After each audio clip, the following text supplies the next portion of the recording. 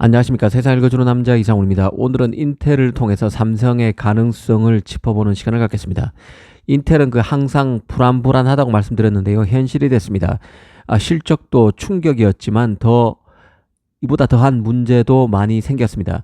인텔의 첫 EUV 공정을 통해 만든 메테오 레이크가 수율 논란에 시달리고 있다는 유명 애널리스트의 충격적인 언급도 나왔습니다.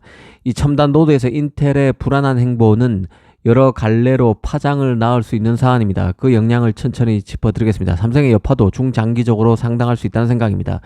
먼저 인텔 실적부터 간단히 리뷰해 보겠습니다. 올 2분기 매출은 128억 달러로 1년 전 129억 달러보다 1억 달러 가량 줄었습니다. 충격은 이익인데요. 순이익이 16억 달러 적자로 돌아섰습니다. AI 칩에서 인텔의 실적은 초라하기 그지없었는데요. 매출이 30억 달러밖에 안 됐습니다. CPU는 AMD에 밀리고 프로세서의 핵으로 등장한 GPU에서는 인텔의 이 가우디가 엔비디아 호퍼는커녕 AMD의 MI300 시리즈에도 비비기 힘든 수준입니다. 그 결과 배당이 32년 만에 폐지됐고 인력도 15% 감축하기로 했고 투자도 대규모로 축소할 것이라고 발표했습니다. 더 충격적인 것은 메테오 레이크의 수율 관련한 것인데요. 이 애널리스트 패트릭 무어헤드가 인텔 CEO 팩 겔싱와의 대화를 인용해서 트윗한 것이기 때문에 개인적으로 신빙성이 있다고 봅니다. 핵심은 인텔이 메테오 레이크의 수율 문제로 어려움을 겪고 있다는 것이 뼈대입니다.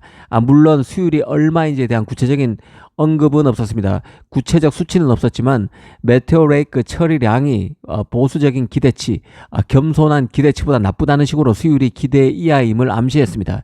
아시다시피 메테오 레이크 CPU는 한 공정에서 한 칩을 다 만드는 구조가 아니고 부분 칩을 다른 공정에서 나눠서 만들어서 프로세서를 결합하는 구조입니다. 메테오 레이크 같은 경우는 4개의 칩으로 구성되는데요. 가장 핵심인 CPU 타일만 인텔 4나노 공정에서 만들고 나머지인 SoC 타일, 그래픽 타일, 입출력 단자인 IO 타일 등은 모두 TSMC에서 만듭니다.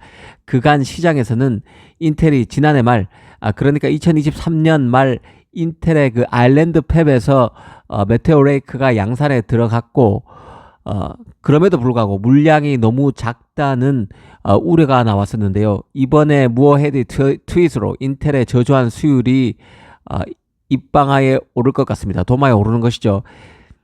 기억나시는 분이 있겠지만 겔싱어는 이 지난해 말 아일랜드 팹에서 메테오 레이크 일부 칩이 만들어질 당시에 이는 유럽의 승리라고 대대적으로 프로모션 했습니다. 아시아에 의존해왔던 반도체 제조에서 서구권 대표 주자로서 인텔이 아직 죽지 않았음을 아일랜드 팹에서 메테오 레이크 양산으로 가시한 것인데요. 이 메테오 레이크를 시작으로 인텔은 4년 안에 5개 노드를 마무리해야 이 삼성과 TSMC를 제치고 1등의 자리에 오를 수 있는 만큼 겔싱어가 기염을 토한 것으로 볼 수 있었는데 이번에 수율 논란이 터지면서 인텔의 검증의 시간, 또 심하게 말하면 지옥문이 열리고 있다는 생각이 듭니다.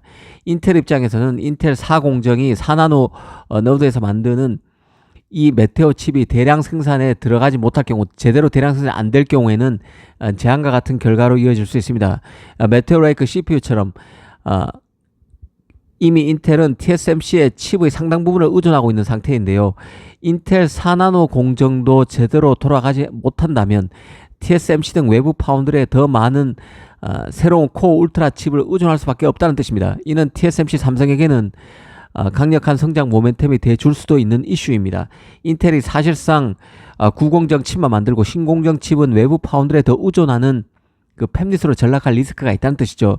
특히 이번 무어헤드 애널리스트의 언급에서 또 빼놓을 수 없는 부분은 인텔이 메테오 레이크 생산을 위해서 슈퍼 핫런을 운영하고 있다는 점에 있습니다. 아시다시피 슈퍼 핫런은 파운드리에서 빨리 칩을 생산하도록 고안된 생산 라인을 의미합니다. 지난 2021년 자동차 칩, 전장 칩들이 없어서 공장을 세울 정도, 자동차 공장을 세울 정도까지 위기가 커졌었는데요. 웃돈을 주고 파운드리에서 슈퍼 핫런을 통해서 이 자동차 칩을 만들었었습니다. 자동차 기업들이 TSMC를 통해서 그렇게 했던 것이죠. 통상 전체 라인이 100이라면 슈퍼 핫런으로 운영되는 라인은 최대로 봤을 때가 전체의 한 10% 정도입니다. 보통 단자릿수 비중으로 운영되는데요. 이 파운드리 입장에서는 슈퍼 핫런을 많이 만들면 돈을 더 벌 수 있지만, 왜냐하면 다른 라인보다 더 빨리 돌아가게끔 하는 라인이기 때문에 그렇습니다. 하지만 슈퍼 하드런 자체가 다른 공정을 추월해서 공정을 진행하는 라인이기 때문에 이 슈퍼 하드런을 많이 두게 되면 부작용이 커질 수밖에 없는 것이죠. 빨리 칩을 만들기 위해서 자신의 공정을 진행하는 동안에 다른 라인은 대기 시간이 길어질 수 있어서 기존 일반 공정에서 만드는 대다수 칩의 생산이 지체되는 문제가 발생할 수 있습니다. 즉 슈퍼 하드런을 많이 쓰면 기존 공정이 늦어지는 것이죠. 인텔 같은 경우에 이 메테오 레이크를 위해서 자신의 팹에서 슈퍼 하드런을 가동했다는 얘기는 다른 칩 생산에 지장을 주는 것을 감수하고 이 조치를 단행했다는 것을 뜻하는 것이기도 합니다. 이 메테오 레이크를 슈퍼 하드런을 통해서 만들어도 물량이 생각보다 작았다는 얘기는 그만큼 메테오 레이크 웨이퍼의 수율 부진이 심하다는 것이고, 이런 것들이 총 마진에도 악영향을 미쳤음을 시사하는 것이기도 합니다. 인텔의 메테오 레이크의 CPU 타일을 만드는데 어려움을 겪게 되면 결국 이런 핵심 타일도 TSMC나 삼성에 맡겨야 한다는 것을 의미하는 것이죠. 인텔이 빨리 이 문제를 해결하지 못하면 이런 일이 빚어지지 말라는 법도 없을 것입니다. 더구나 인텔은 지금 인텔 7나노에서 제작된 랩터 레이크에서도 문제가 있는 상황입니다. 이 랩터 레이크가 게임 서버에서 문제가 있는 것으로 보도되면서 게임 서버 업체들이 인텔 CPU를 AMD CPU로 바꾸고 있다는 외신 보도가 계속 나오고 있는 상황입니다. 인텔 7나노, 인텔 4나노 모두 탈이 나고 있기 때문에 인텔의 더 첨단 노드는 말할 것도 없는 것이죠.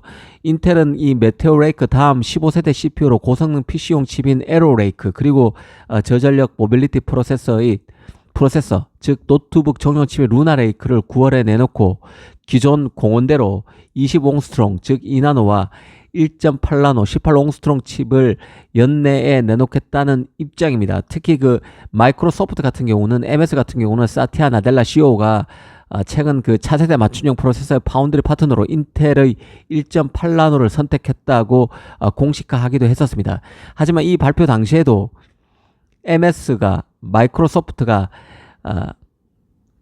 자신의 1.8나노 서버 칩을, 아직 그 4나노 칩의 메테오 레이크도 양산다운 양산을 제대로 하지 못하고 있는 인텔 파운드리에 맡기기로 한 놀라운 결정이 불안하다는, 믿기 어렵다는 말씀을 드린 적이 있는데요. 이런 우려가 현실화됐다는 생각입니다.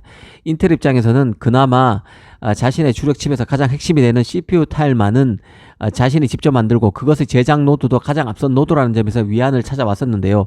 여기서 메테오 레이크처럼 삐걱거리게 되면 인텔의 외부 파운드리 의존은 더 커질 수밖에 없을 것입니다. 이번 분기 실적에서 드러났지만 이미 적자를 내기 시작한 인텔의 투자 여력은 더 빡빡해질 수밖에 없는데요. 인텔은 파운드리도 새롭게 시작한 상황인데 이 첨단 칩도 못 만드는 인텔이라면 이 파운드리 재진출도 의미가 상당 부분 축소되는 것이죠.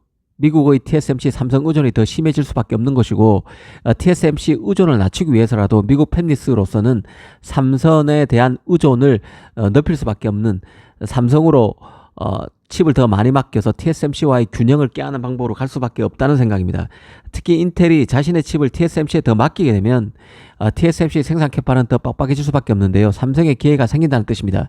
인텔의 제조 역량에 한계가 드러날수록 인텔의 TSMC 의존은 강화될 수 있고 다른 팹리스의 고민도 커질 수 있습니다. 삼성은 그간 그로크, 텐스토렌트, 프리퍼드 네트워크사 같은 스타트업 그 칩을 수주하는 성과를 내고 있지만 인텔의 TSMC 의존이 강화되면 이 경우에 초래될 다른 팹리스의 움직임도 주시할 필요가 있어 보입니다. AMD, 엔비디아, 미디어텍 등 기존의 TSMC를 활용하던 기존 팹리스에서 이탈 움직임이 본격화될 수 있다는 생각입니다. 또 하나는 미국의 뛰어난 스타트업 등이 삼성 파운드리를 녹화할 일이 더 잦아질 가능성도 커질 것입니다. 인텔의 추락이 또다시 시장에 여러 갈래로 충격을 줄 것 같습니다. 특히 인텔이 본격적으로 적극적으로 노렸던 미국 팹리스의 칩이 삼성으로도 일부 흘러 들어갈 가능성이 더 커졌다는 생각입니다. 감사합니다.